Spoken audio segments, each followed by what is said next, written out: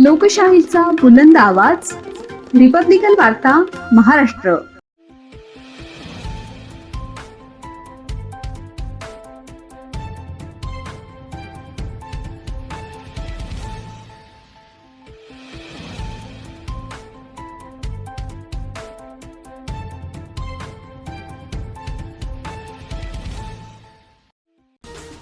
आमदार सुहास शिरसाट यांची भाजपा शहराध्यक्ष यांनी केली लाडू तुला. फुलंब्री भाजपा कार्यालय येथे घेण्यात आले कार्यक्रम. फुलंब्रीचे भूमिपुत्र विधान परिषदेचे नवनिर्वाचित आमदार सुहास शिरसाट यांची फुलंब्री भाजपा शहराध्यक्ष उत्तम ढोके यांनी लाडू तुला केली. भाजपाचे फुलंब्री शहराध्यक्ष उत्तम मामा ढोके यांच्या वतीने फुलंब्री शहराचे भूमिपुत्र तथा प्रथम आमदार सुहास शिरसाट यांचे स्वागत समारंभ व लाडू तुला कार्यक्रम घेण्यात आले. सदरील कार्यक्रम शहराध्यक्ष उत्तम मामा ढोके यांच्या भाजपा कार्यालय येथे विधान परिषदेचे नवनिर्वाचित आमदार सुहास शिरसाट यांच्या स्वागतासाठी भव्य मंडप रस्त्यांवर फुले टाकून फटाक्यांच्या आतिषबाजीत जंगी स्वागत करण्यात आले.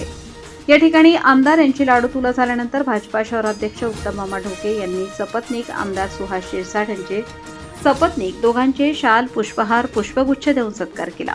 यावेळी भाजपाचे नगरसेवक गणेश राऊत, वाल्मिक जाधव, बाबासाहेब शिंगारे, एकनाथ ढोके, रवींद्र काथार, संतोष जाधव, अभिषेक गाडेकर, ऋषी पाटील नरवडे, बाळासाहेब मोरणकर, अभिजित ढोके, सत्यजित देशमुख यांच्यासह जिल्ह्यातील भाजपा पदाधिकारी व कार्यकर्ते मोठ्या संख्येने उपस्थित होते. माननीय आमदार साहेब यांनी जो वेळ दिला त्याबद्दल मी त्यांचे आभारी आहे. आता आपल्याला सगळ्याला आमदार कसे झाले पाहू हा इतिहास माहिती आहे, पण आता जबाबदारी फार मोठी आहे. 2 जिल्ह्याचं काम आहे आणि मराठवाड्याची त्यांच्यावर जबाबदारी आहे. येणारी लोकसभा आणि पक्षाचे सर्व आपले पदाधिकारी आणि सगळ्यांना स्वागताला सोबत घेऊन चालणं आहे. आणि त्यातच विशेष करून आपल्या छत्रपती संभाजीनगरची जी MIDC आहे, मुंबई फळ, बिडकीन, पैठण, या MIDC मध्ये देवेंद्रजी फडणवीस यांच्या सहकार्याने आज फार मोठ्या प्रमाणामध्ये आंतरराष्ट्रीय कंपन्या ह्या आलेल्या आहे. आणि आज अशी परिस्थिती निर्माण झाली आहे की शासनाला परत आज 8,000 एकर जागा पैठण MIDC मध्ये परत अधिग्रहण करण्याची प्रक्रिया चालू आहे. हा तर विकास होतच आहे, विकास थांबणार नाही आहे. पण या ज्या आंतरराष्ट्रीय कंपन्या येत आहे तर या कंपन्यांमध्ये केमिकल आणि विशेष करून काही केमिकल कंपन्या सुद्धा त्यांना परमिशन दिलेलं आहे. तुमची फार मोठी जबाबदारी आहे. विकास होत असताना या केमिकल कंपन्यांमुळे आणि या कंपन्यांमुळे आपल्याला 5-25 वर्षानंतर काही त्याचा परिणाम होणार नाही याची सुद्धा आपल्याला काळजी घेणं आहे. आणि विशेष करून आता काही बंधाऱ्याचे किंवा आपले वैयक्तिक वाद मिटवण्यासाठी वेळ देतील असं काही वाटत नाहीये. आणि विशेष करून नाही त्याच्यामुळेच आपलं हे झालं ते. हॅलो, स्वभावावरची मोठी जबाबदारी आहे. तर आपले जे काम आहे ते शिक्षण हीच आपली ओळख आहे. जर आपल्याकडे आरसा असला, आपल्याकडे शिक्षण असलं तर काहीतरी करता येईल. पण फक्त स्वभावाचं नाव घेऊन सैनी काही होणार नाही. आपल्याला सुद्धा व्यवस्था करावी लागणार आहे. आणि भाऊ कोणालाही नाही म्हणणार नाही. जे काम होत्या ते होतच राहणार आहे, त्याच्यामध्ये आणखी भर होईल आणि माझे पण काम होईल अशी मी अपेक्षा व्यक्त करतो. त्यांनी सोबत करून आयुष्याचं सोनं करून घ्यावं असं मी या ठिकाणी म्हणतो. असं बोलण्यासारखं खूप काही आहे. आता इथून पुढे बोलायचंच आहे, कामही करायचंय. परंतु मित्र, मी या सत्कार समारंभाच्या प्रसंगी एकच विनंती करतो की आता आपले भाऊ 2 जिल्ह्याचे आमदार झाले. आपले भाऊ आता महाराष्ट्राचे लाडके नेते झाले. महाराष्ट्राचं नेतृत्व झालं तर आपल्या नावावरती भाऊंचा ठसा आहे. तर आपल्यामुळे भाऊंचं कुठेतरी नाव किंवा भाऊंच्या नावाचा गैरवापर झाला नाही पाहिजे, हेच मी या सगळ्यांकडून मी या ठिकाणी अपेक्षा करतो की जेणेकरून आपल्या नावावर जर भाऊंच्या नावाचा ठसा आहे तर आपलं कर्तव्य आहे की भाऊंचं नाव हे कायम जसं आहे तसंच राहिलं पाहिजे. कारण कार्यकर्ते म्हणून नेत्याची ओळख तयार होते. उद्या असं नको म्हणायला कोणी हे बघा सुहास भाऊंचा कार्यकर्ता कसा वागतोय, म्हणजे एखाद्या गोष्टीचा उन्मादही नको. आणि आपल्या नेत्याचं या ठिकाणी आपल्यामुळे मोठेपणा झाला पाहिजे. कारण संघर्ष आपल्या सोबतचा आहे, समोरचा आहे. आणि मी विशेष मी कालच विचार केला होता भाऊ की विशेष या निमित्तानं मी एक बोलणार आहे. मी विरोधकांना सिंगल सेल्यूट देतो की तुम्ही नगरपंचायतला आम्हाला काही कूटनीती करून जे नसलं पाहिजे ते नाव घुसळून आम्हाला हरवलं. कारण आज तुम्ही आम्हाला हरवलं, आम्ही आमदार झालो. आणि डबल सेल्यूट त्यांना देतो की ज्यांनी सोबत राहून गदारी केली त्यांनाही सेल्यूट आहे. या सत्कार समारंभाच्या निमित्ताने उत्तम मामाचे या ठिकाणी आभार मानतो, अभिनंदन करतो की आपण एवढा मोठा कार्यक्रम घेतला, फेरेतुला केली. आता त्या पद्धतीने सहकार्यही करावं.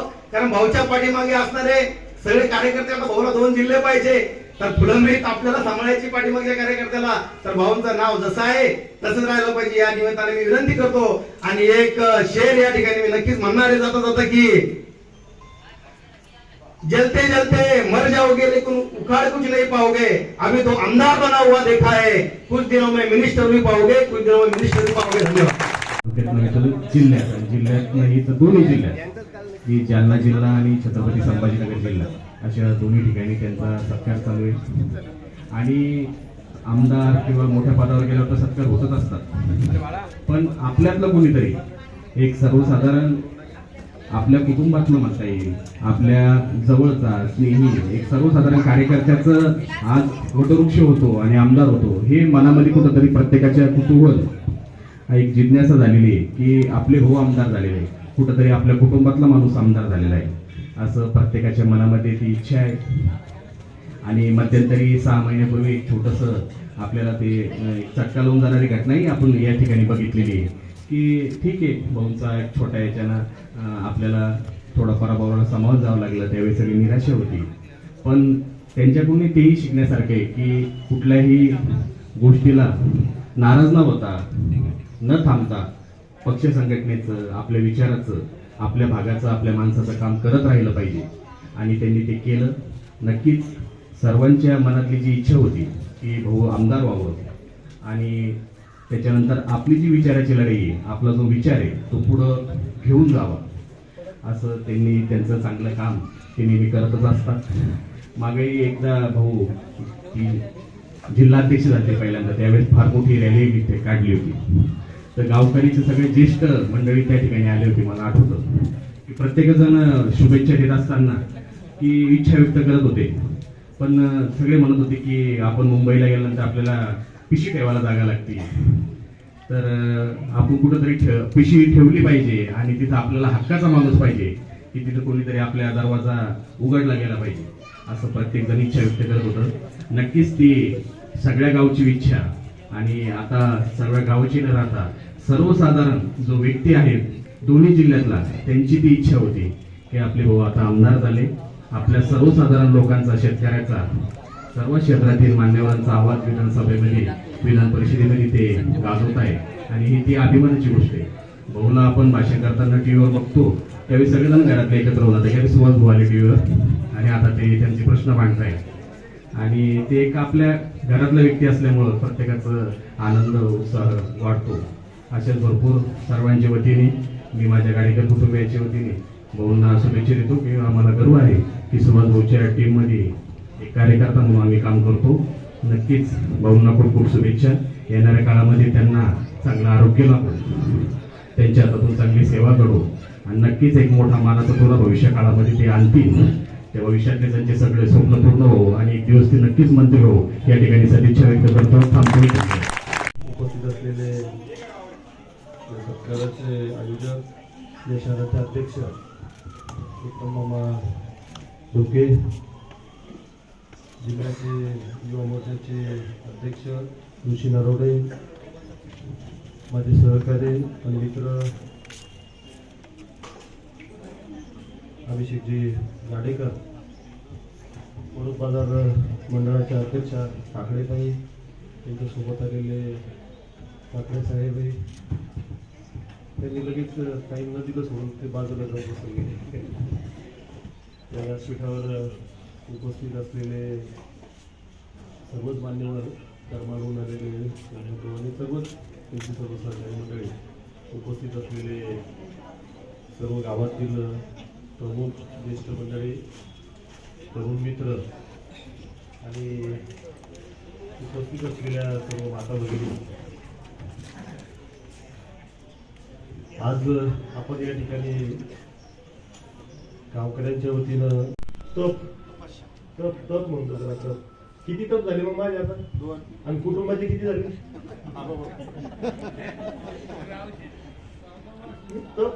तप करावंच लागतात. तपाशिवाय पुढचं काहीच नाही. आणि ते तप हे शिरसाट कुटुंबियांनीच नव्हे, या गावकऱ्यांनी केले. या गावकऱ्यांचं तप आहे. हा गावकरी, या गावातला प्रत्येक माणूस कुठल्या ना कुठल्या कामासाठी या परिसरातील असेल, या गावातील असेल, त्या माणसासाठी तो उभा राहिला. तो उभा नसून राहिला तर तो माझ्या पाठीमागे उभा राहिला असेल तर मी त्याच्या पाठीशी उभा राहिलो. म्हणजे एकूणच हे गाव त्याच्याच पाठीशी उभं राहिलं. आणि खऱ्या अर्थानं त्या गावाचं, ह्या गावाचं हे तप आहे. आणि ह्या गावाने एवढं तप केलं, मग ते कुठल्याही माध्यमातून असेल, हे जे तप या ठिकाणी झालं, आपण जे इतक्या वर्षापासून परंपरा चालवतो, वेगवेगळ्या माध्यमातून परंपरा चालवतो, बऱ्याच वेळेस या गावचे काही जुन्या परंपरा मोडण्याचा प्रयत्न त्या ठिकाणी झाला, परंतु आपण त्याला पुन्हा प्रचलित करण्याचा प्रयत्न त्या ठिकाणी केला आणि तो यशस्वी सुद्धा आपण करून दाखवला. आपल्या गावाच्या परंपरा आपण कधीही बंद होऊ दिल्या नाही आणि त्या परंपरा पुढे भविष्यातही आपल्याला निश्चितपणे चांगल्या मार्गाने नेतील. आणि ह्या परंपरा ज्या असतात, ह्या परंपरा आपल्याला चांगला मार्ग दाखवतात, चांगल्या मार्गाने नेतात. आणि ह्या परंपरा जर जपल्या तर निश्चितपणे आपलं पाऊल वाकडं पडणार नाही. मी फक्त जास्त बोलणार नाही, पण आता एकच मात्र निश्चितपणे म्हणेल की आपल्या सर्वांची ताकद माझ्या सोबत होती आणि म्हणूनच मी या पदापर्यंत पोहोचलो. परंतु आशाने बेकार राहते. पहिल्यांदा सगळेजण खरं इमानदारीनं सांगा बरं, फक्त नगराध्यक्ष व्हावं एवढीच इच्छा होती का वेगळी होती काही? नगराध्यक्ष व्हावं. आता नाही झालो नगराध्यक्ष, आमदार झालं पाहिजे. हे तर लई दिवसापासून भावी म्हणत होते. मी म्हणतो भावी म्हणू नका, भावीच राहून जात असतं. आणि जर माझ्या सोबत बोलताना आता काही मंडळी जे समवयस्क आहे माझे, हे मला बोलत होते तिने भाऊ झालंच पाहिजे. मी त्यांना नक्कीच म्हणत होतो, हे बघा, आयुष्यामध्ये एकदा तरी माझ्या पाठीमाग आमदार हा शब्द लागणार आहे. त्याची पूजा करू. आता काम करत राहा. ही म्हणजे एक काय असेल मला माहित नाही, परंतु ज्यांना आता इथं बसलेले पण आहेत, तिथं भगवान शेठ मुंडके हलवले त्यांनी, म्हणजे त्यांच्याजवळ बोललो असेल कधीतरी. मी कुठं बऱ्याच वेळेस बोललो, एक शब्द बऱ्याच वेळेस बोललो. आणि म्हणजे हे जे आपल्या मनातून निघतं की नाही मी होणार आहे एकदा, तर ते होत असतं. म्हणून चांगला विचार हा आपण त्या ठिकाणी केला पाहिजे, निश्चितपणे होत असतं. परंतु ह्या ज्या आशा आहेत, ह्या आशा मोठ्या आहेत. आता ते झालो, आता मंत्री लागतोय तुम्हाला. पण ह्या दिशेनं आपण विचारच केला नाही पाहिजे. आपण मनामध्ये एक भावना ठेवली पाहिजे की मी चांगलं करतोय, चांगल्या मार्गाने जातोय. आणि या चांगल्या मार्गाने जात असताना माझ्या हातून फक्त वाईट चुकीचं काही घडणार नाही याचीच आपण खात्री त्या ठिकाणी ठेवली पाहिजे. आणि हे जर करायचं असेल तर त्याच्यासाठी तुम्ही सर्व ज्येष्ठ मंडळी, आमच्या माता भगिनी या ठिकाणी बसले आहेत, यांच्या सगळ्यांच्या आशीर्वादाची गरज त्या ठिकाणी आहे. आणि तरुण मंडळींच्या सहकार्याची गरज आहे, त्यांच्या शुभेच्छेची गरज आहे. या शुभेच्छाच्या, या आशीर्वादाच्या माध्यमातून ती ताकद माझ्यामध्ये निर्माण हो आणि मी तुमचं नावही खराब करणार नाही अशा पद्धतीचं काम माझ्या हातून हो. देवळात गेलं तर देवळात गेल्यानंतर मागितलं पाहिजे की मला आज काय पाहिजे हे आपण मागत असतो, पण ते न मागता जे योग्य आहे, माझ्या आयुष्यामध्ये जे योग्य आहे ते मला दे हे मागितलं तर निश्चितपणे चांगलंच त्या ठिकाणी घडत असतं. आणि म्हणून मी आपल्या सर्वांची आजच्या या ठिकाणी सगळ्या आयोजकांचे आभार मानत असताना आपल्या सगळ्यांच्या माध्यमातून आशीर्वादाच्या रूपानं, शुभेच्छाच्या रूपानं ती ताकद मला मिळो एवढंच या निमित्ताने बोलतो आणि थांबतो. जय हिंद, जय महाराष्ट्र. धन्यवाद. आपल्या सर्वांचा सरकार आहे आणि मी आपल्या सर्वांच्याच वतीने आपले आभार या ठिकाणी व्यक्त करतो की तुम्ही या ठिकाणी हा सरकार घडवून आणला. खरं तर मागच्या गावात आलं का मला सगळं इतिहासात गेल्यासारखं होतं. पहिल्यापासूनचे ते दिवस आठवतात, फार सुरुवातीपासूनचे ते दिवस, म्हणजे ते 90 पासूनचे, फार 90 पासूनचे. 90ला दादांना विधानसभेचं तिकीट मिळालं, ते विधानसभेचं तिकीट मिळाल्यानंतर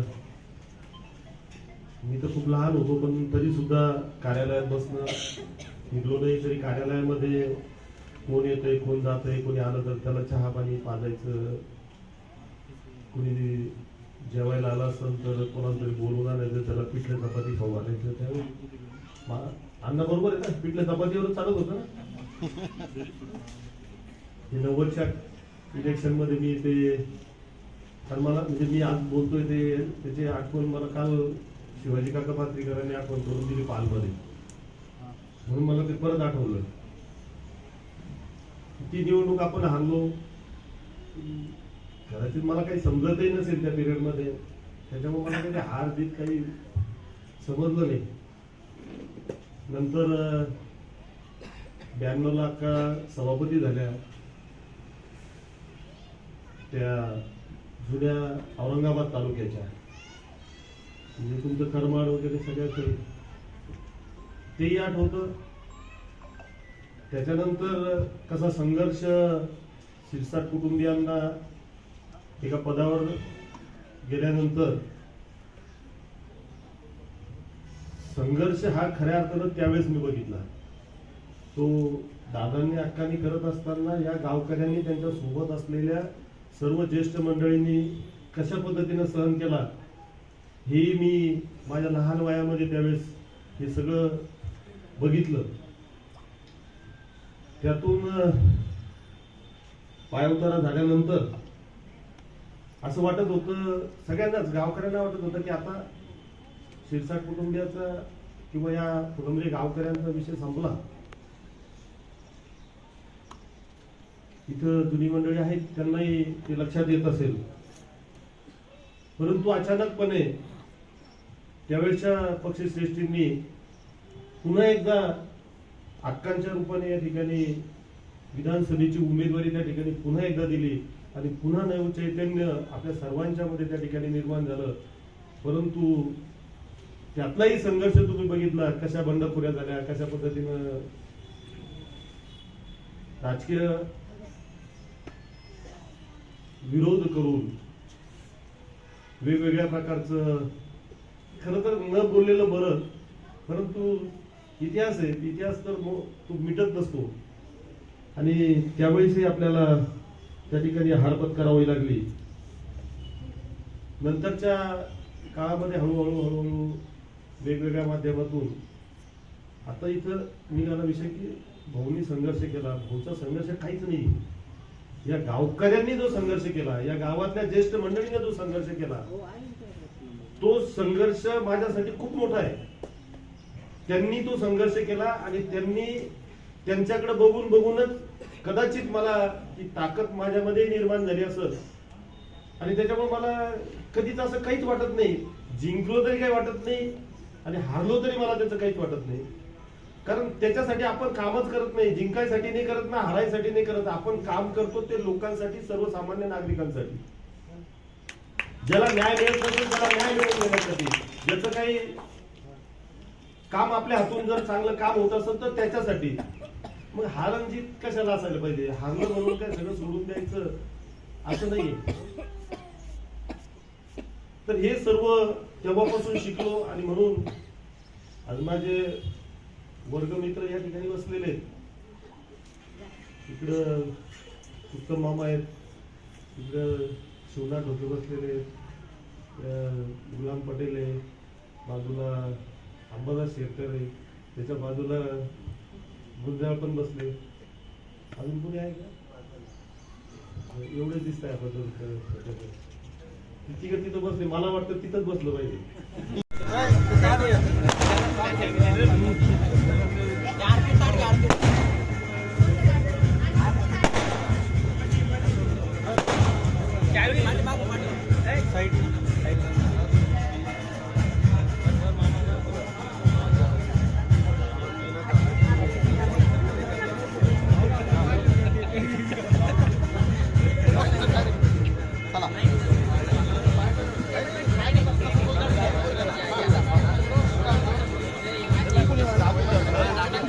थोडं मागं असं थोडं मागं एक मिनिट.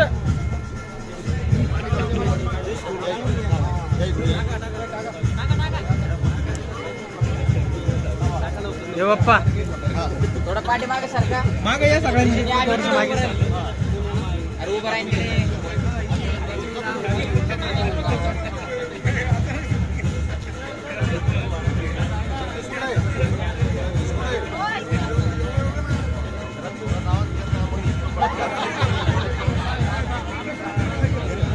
समोर बघा काही जागत नाही माझं. ये बाप्पा थोडंसं मागे ऐकलं लक्ष समोर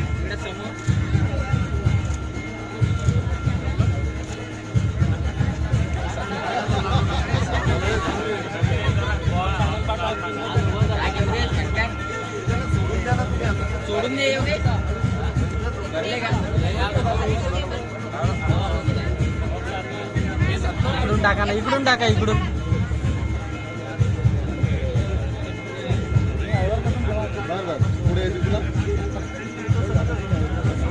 जाय बाळू इकडून लावतो इकडून जाय ना इकडून ये माझ्याकडून ये ना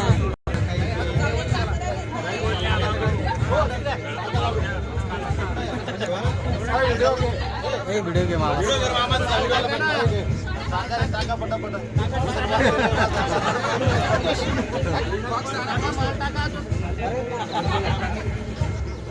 लाडू चालले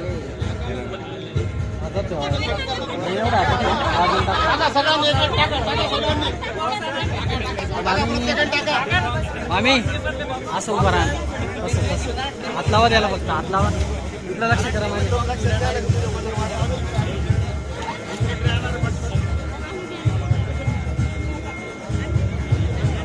त्यांचं मोठं सहकार्य माझ्यासोबत आहे आणि खऱ्या अर्थानं त्यातूनच तो कुठल्या समाजाचा आहे कुठल्या धर्माचा आहे असं नव्हे.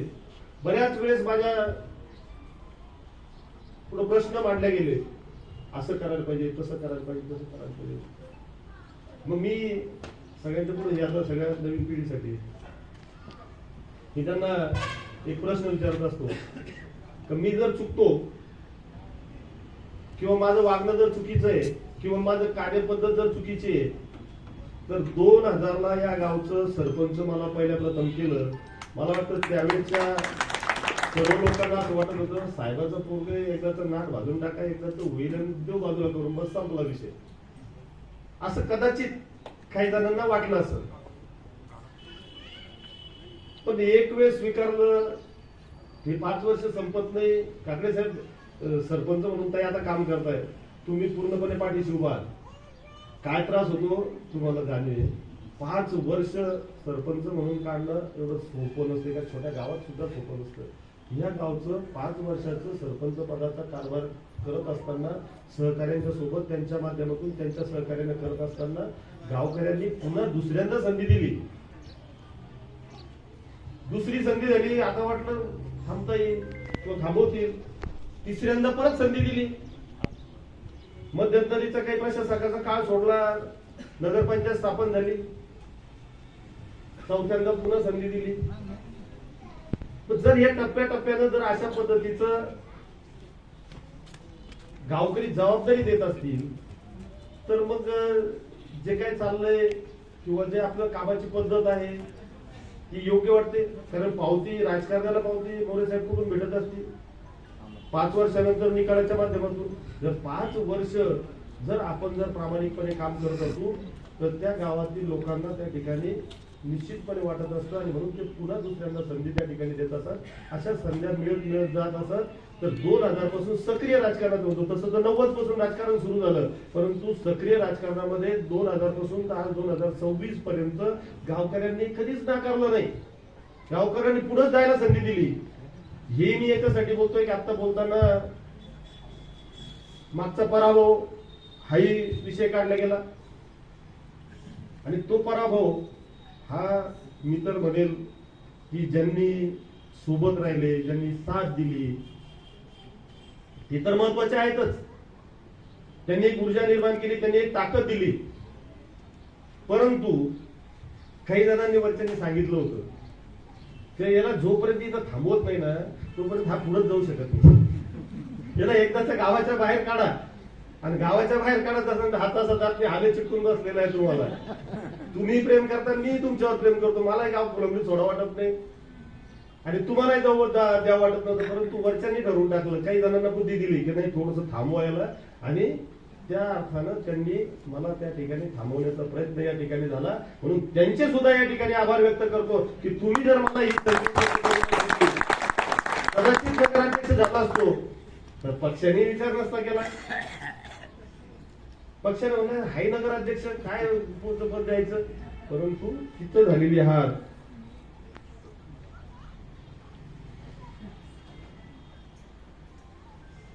ती हार कदाचित या मोठ्या विजयाची नांदी त्या ठिकाणी ठरली. आणि म्हणून जे सोबत होते त्यांनी ताकद दिली आणि ज्यांनी थांबवण्याचा प्रयत्न केला त्यांचे तर मी उपकारच मानेल की या पद्धतीनं पुढच्या कामासाठी निश्चितपणे त्या ठिकाणी संधी त्या ठिकाणी पक्षाने या ठिकाणी उपलब्ध करून दिली. मी या ठिकाणी आपल्या सर्वांचेच आभार मानत असताना निश्चितपणे पुढच्या काळामध्ये ज्या पद्धतीनं इथं काम करत गेलो, आता काही जणांनी सांगितलं बांधारे वगैरे बोलला, तर ते तर कधीच डोक्यात नव्हतं की ही भांडणं नकोच व्हायला पाहिजे. ही भांडणं कुटुंबाला अधोगतीकडे घेऊन जातात, बांधाऱ्याची भांडण. आणि जर असं जर मनात ठरवलं की आता भांडण सोडवणार नाहीये तर भांडणच नका करू. त्याला वेळ नाही भांडण सोडवणार, वेळ तर भांडणच होऊ देऊ नका. म्हणजे अगदी सुखा समाधानाने फुलंब्री नांदेल अशा पद्धतीचं निश्चितपणे त्या ठिकाणी वाटतं. आणि म्हणून त्याचं बोलावंसं भरपूर असं वाटतं. आमच्या ऋषीभाई यांनी पण अगदी खूप असं भरभरून कौतुक केलं. आमचे गाडेकर साहेबांनी. रिपब्लिकन वार्ता Maharashtra वृत्तवाहिनीसाठी Aurangabad Marathwada उपसंपादक Akbar Shah. Subscribe now and press the bell icon. Never miss an update.